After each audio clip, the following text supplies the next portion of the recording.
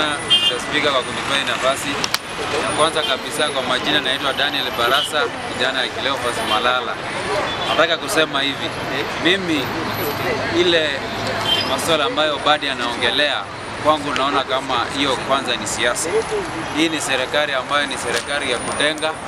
Usiniambia kwamba kama hawezi tengeneza ushuru saa hii miaka 2 imepita, kuna mwaka ingine ambayo wataamuka chini na waweze kutengeneza ushuru ya hapa Kenya.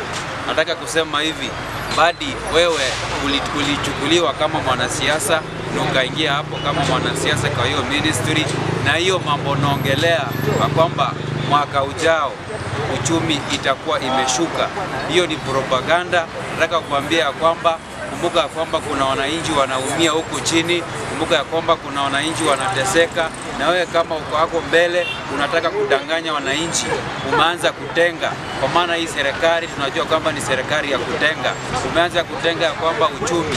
Tangu lini ukaanza kutenga uchumi? Unaanza kusema kwamba uchumi kufikia mwaka ujao.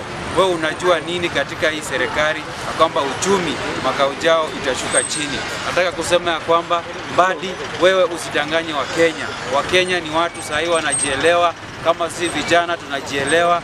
Tutaki mtuzungushe mtupeleke huku na huku. Tunajua kwamba sisi wenyewe tunajua na hii kiti yenyewe tunaikujia.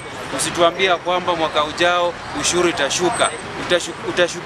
Utashukisha aje ushuru?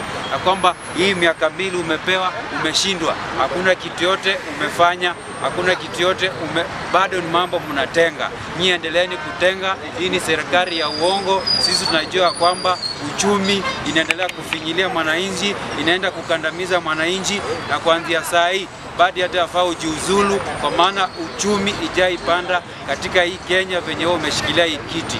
Ni hayo tu.